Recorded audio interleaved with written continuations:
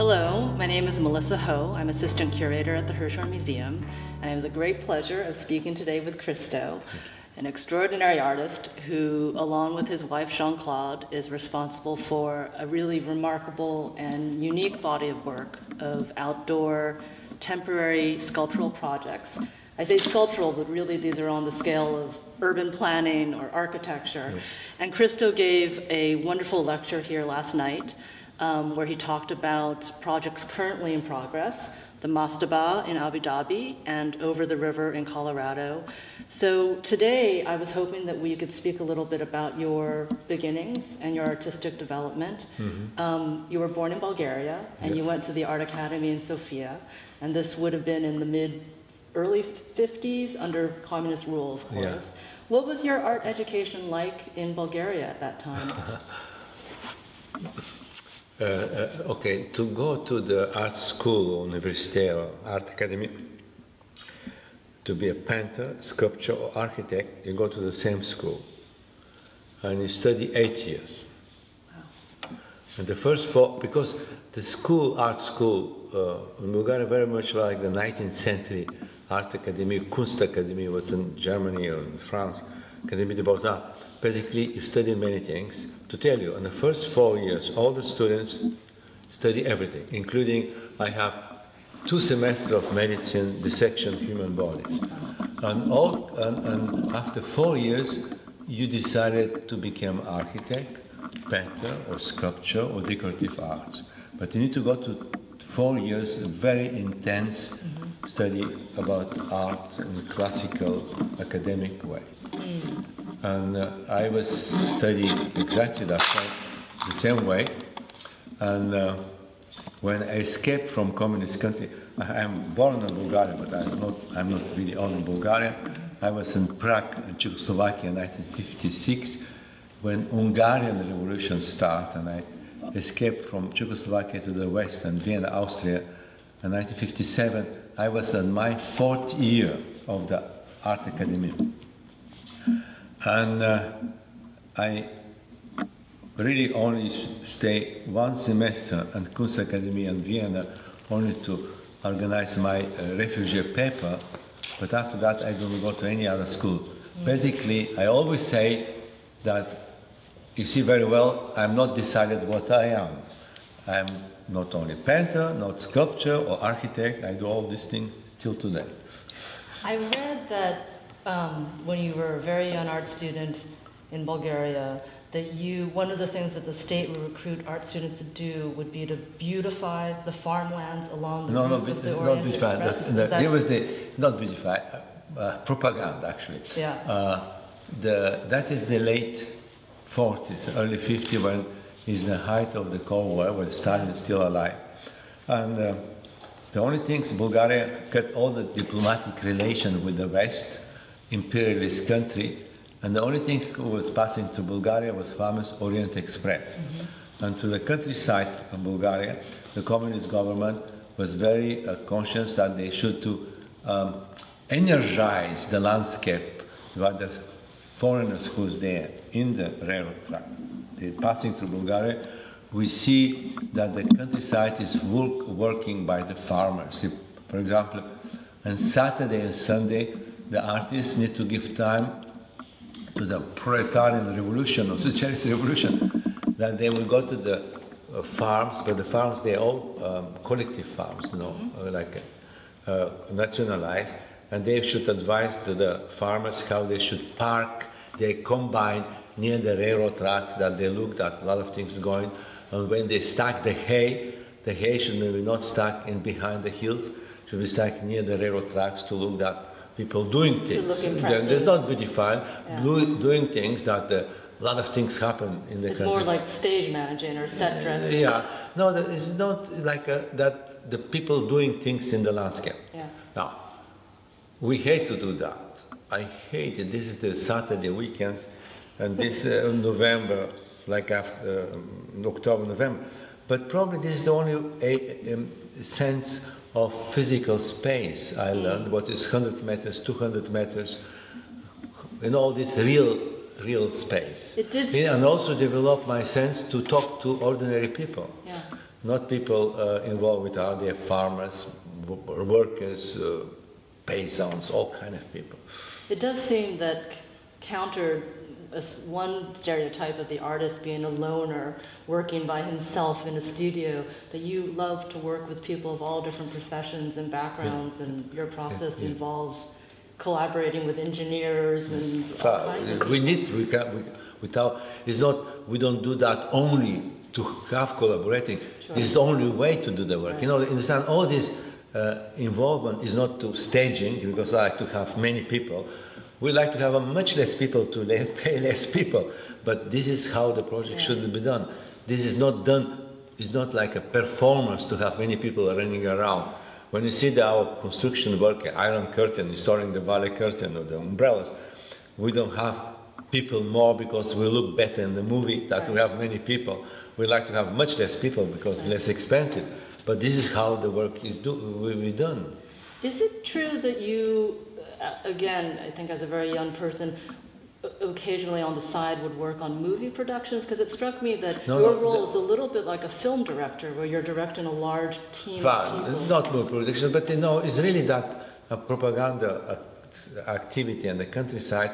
Because we need to say that tractor should be here, that combine should be here, but certainly is very much of organizing the space, you know, the space when we do this urban or rural project, installation of works of art, we need to play with the space. For example, give an example, we installed 1,340 blue umbrellas in Japan and 1,760 umbrellas in Southern California. Now, with surveyors, we positioned the umbrellas, but of course, the landscape was changing through the years.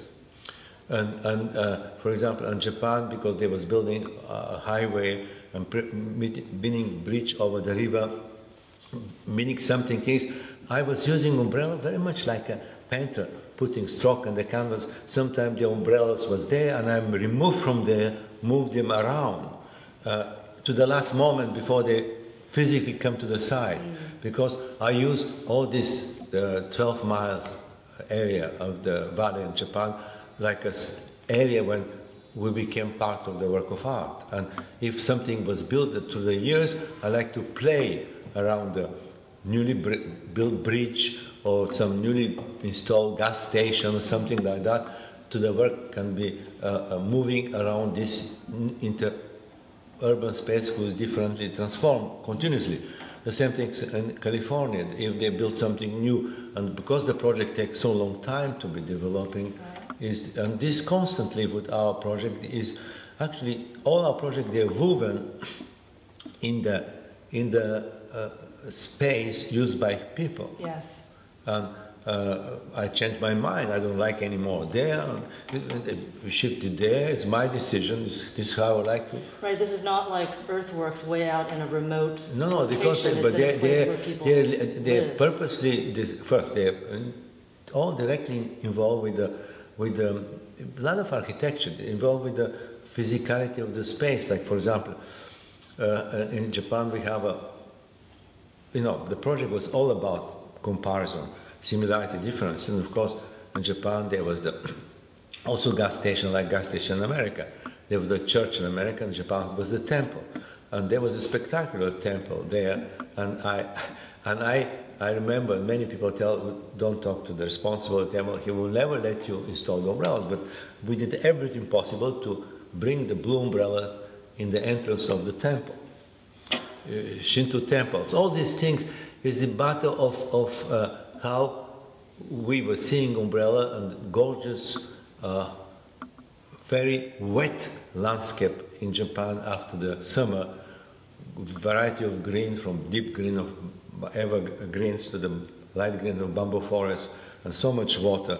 And we need to have these marvelous blue umbrellas swimming from the water, going to the temple, all these things, but it's using the landscape like a work of art, and losing the people there around there, the people, man-made structure, and their everyday things.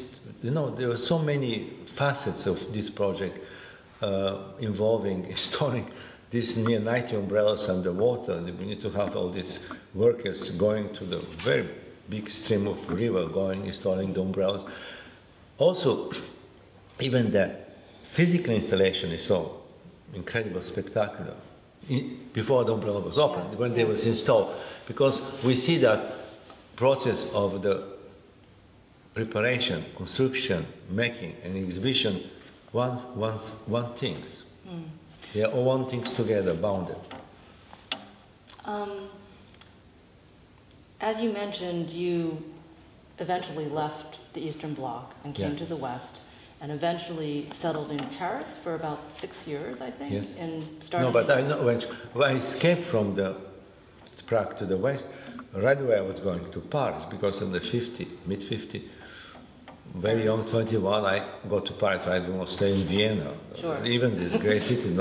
And I arrived in Paris 58, and I live in Paris, but I live, because it was Western Europe, I live in Paris and exhibit our art in Paris and Germany and Switzerland and Holland and Italy and England. All that was in the Western Europe and between 1958 and 64. And of course, Paris is where you met Jean-Claude. Yes. And I was so interested in the documentary film Christo in Paris. Jean-Claude talks about the very first time that you brought her to your studio. Could you talk a little bit about how that working relationship evolved? Well, first we were very young and very much in love. That is only the another relation, that is all. We were very young. My dear, but 1958 we were 20, I was 21, 23. You were very young. Really. And she was 23. Now there's no any mystery of that. And we were very young, and it was incredible time in Paris, and it's really was also the world was very different, and I like to do my work, and it was very difficult. But but I have this freedom that I have nobody. I have no relatives. I have no cousins, no uncles, nobody. I was alone. And they give him incredible freedom that you don't think about parents, you don't think about to be nice with somebody. Only I have my art. This is why my art, who make me come to the West, is the most important thing. I will not give 1 millimeter of that freedom for anything else. There are one thing on compromising. Because this is all my life is that, and this is I'm extremely stubborn, I'm extremely opinionated, and I have very difficult relation with museums. Because I design the exhibition, literally myself. Nothing is exhibited between. I pinpoint exactly what should go there, and it's not secret. I have a very difficult relation with the General Museum because I don't allow anybody to touch and for example, that big exhibition of early works of 1958 to 69 was done only because the condition I put to the museum organization in Berlin that I will do the things I like to do. And you did the installation. Yeah, everything go to the web. This is then everything the way I like to do it, doing my way. And I remember the curator from Tent Gallery arriving, bringing the tent can. The cans, you should go to see how the cans period was exhibited there. She was a flabbergasted how they exhibited, but this is how I exhibited things. Well, and obviously you have such a unique way of funding your work that allows you to remain very independent, that you fund your projects yourself. Yeah. Could you talk a little bit more about how early on did you decide that you would not take foundation money, you would not take commissions and grants? It's basically because nobody helped me to do that. Yeah. No, this is simply a question. There was no way to do the first outdoor installation was anyway, but that is long story. Put it in some way, even before I met Jean-Claude, the only contact I have in the Western Europe from Paris was the old friend of my father, who was a German industrialist who lived in Wuppertal. And that, I do not know, but I say that I am the son of Vladimir, my father, And that friend was like my father old, but his son came to see me in Paris in 1958, in spring of 1958. It's called Dieter Rosenkranz. Dieter Rosenkranz was a young man at that time, and he bought the very early wrapped cans, 2-3 wrapped cans with fabric and thing. And Dieter invited me in the summer to go to his house in Wuppertal, because he was a young collector, and he was very involved with modern art. And I got to his house in Wuppertal 1958 in the summer. In the house of Dieter, I met Karl Stockhausen, John Cage, and Namjoon Pai. Wow. And of course, this is why our first personal exhibition was in Cologne, Germany in 1961. Was this the dockside? Dockside, Yeah. and the wall of barrels and the wrap automobile and packages. And dockside came because the gallery was closed, small art gallery in the street. And Cologne was closed during the Sunday, Monday. Mm-hmm. We tried to have the works outside in the public space. We got the Port Authority of Rhine River to allow us to do temporary wrappings and the dockside packaging. And those were the first outside. Then we need to get permission, talk to the Port Authority, convince them that will be nothing different, only let us to do that for 10 days, 2 weeks, to be there, that people can go to see it. So the transition from doing the objects to doing the outdoor projects, is that also the story of Jean-Claude becoming exactly. a full collaborator? Basically, really, it was very simple. I was annoyed that the exhibition in the gallery, it was street gallery. She had 2 rooms. They would have a show window before the store was like a store for goods, and the show window I exhibit small pieces, but like in the store. Yeah. And I tell no, I like to have things that the people go see outside. And there, this is in some way the first necessity. We need to go to talk to people, authority to do something that is strange, that we can write. If you go to see works, go across the street, is there, you can see that. Yeah.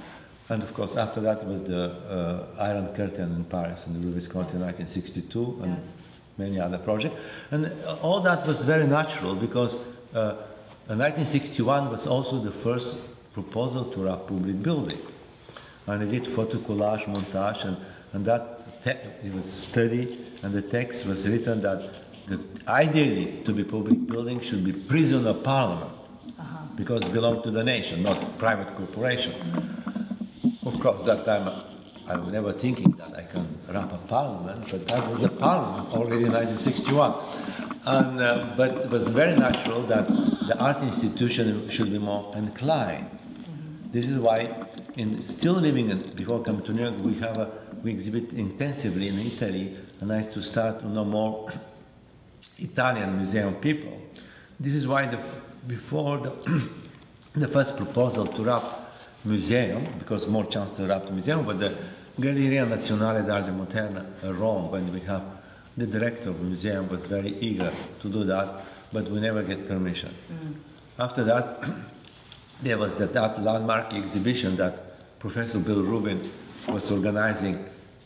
We were already in New York at that time, and Bill Rubin was very interested in our work, and he was organizing the landmark exhibition Dada Surrealism and Their Heritage in 1968. In 1967, Bill was saying he cannot get permission for Rome. Let's have chance to wrap MoMA when that exhibition ending, because it was entirely MoMA museum involving. For 14 days, they need to remove everything. During the 14 days, we can't wrap the museum because we not function. And we worked very hard to get permission, but the insurance company refused to give the permission to MoMA to be wrapped. Meanwhile, because of the things we started to negotiate in '67, but the things became very visible that I will never can put that things out. We already was working in the big air package in Kassel, the big air package. At that time, Harald Zerman, the director of Kunsthalle Bern, was very eager.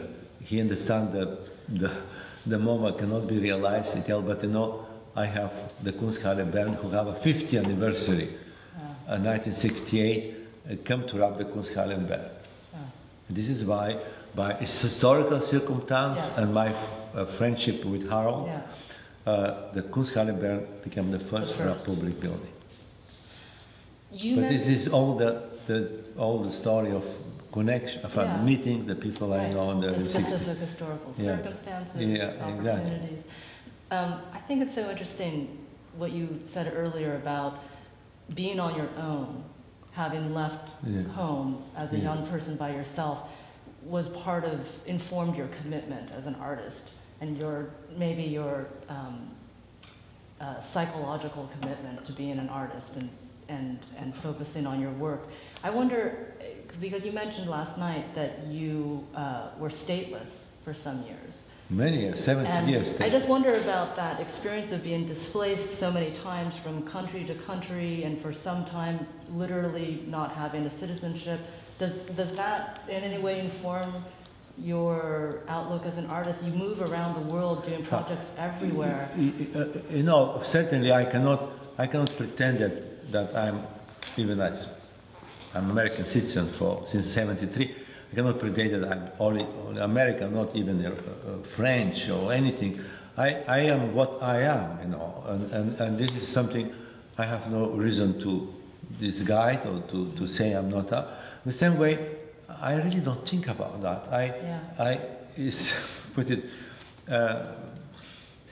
How to put it? Jean-Claude always say, when the young people ask us how to give some advice, and she was always saying, we cannot give you advice because it's only you can decide what you should do. But she was always saying that only we can advise us.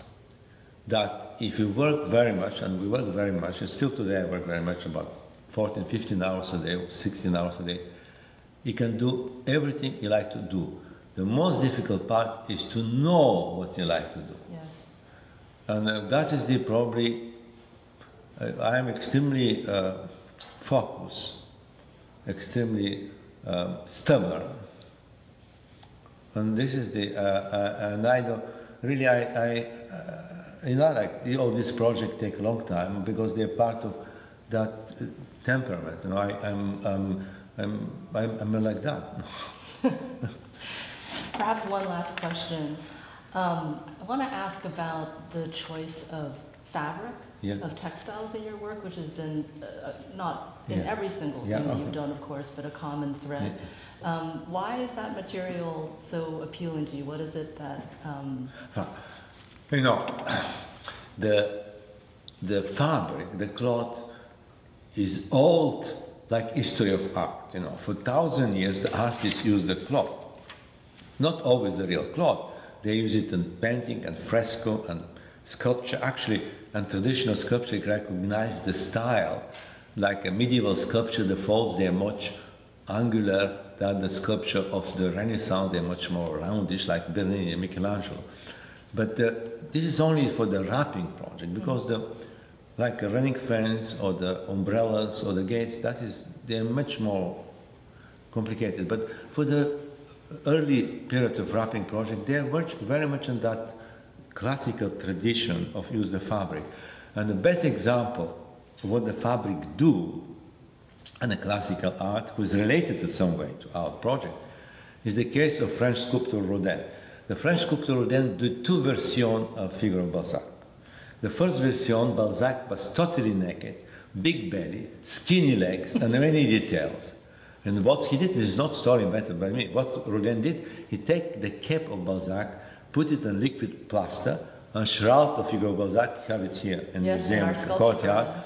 Basically, he hide all the details and proportion of the body of Balzac, and highlight principal proportion of the figure of Balzac. Now, with our wrapping project, we do exactly the same things. If you know, Reichstag building is typical Victorian building with a lot of ornaments, decoration, all kind of detail, typical Victorian architecture designed by Mr. Valot. We cover that building with this 1 million square feet of fabric, hide all this detail, and highlight the principal proportion of the building. You see it very much when it was wrapped. But in like the classical sculpture, all that is moving. You know, we saw the still photograph yesterday, but the real work is in total motion all the time. Right. And of course, this is all these projects, they have a very long tradition in history of art. They like, for example, and the wrapping of the Pont Neuf, one of the big difficulties to getting permission of the Pont Neuf was the Minister of Culture of France. And I always try to make analogy that the Pont Neuf, this is why we choose the Pont Neuf, but it's another question, how it is deeply involved to be wrapped. And I was saying that when the Pont Neuf was finished, in 15-something, immediately became the most painted subject in history of art. From Jacques Collot to all the ages, to the Turner, to the Renoir, to the Derain, to Picasso, hundreds of artists paint the Pont Neuf. Actually, in the 16th or 17th century, any painter of Paris who was painting Pont Neuf, he was sure to sell the Pont Neuf painting. And they were saying, don't be Pont Neuf painter, because actually you will sell your painting. And I was saying to the French cultural minister that the wrapping of the Pont Neuf will be a tradition of that for 400 years the Pont Neuf was subject for art, for many artists, and finally, in 1985, for 40 days he became himself object of art. To be subject, to become object himself of art in the tradition, and I was saying always very much like the idea comparing with the Cathedral of Rouen of Monet, when he painted in blue and yellow rose the Cathedral of Rouen, he never said it's not good, that Cathedral Gothic. He liked to do it in his own way.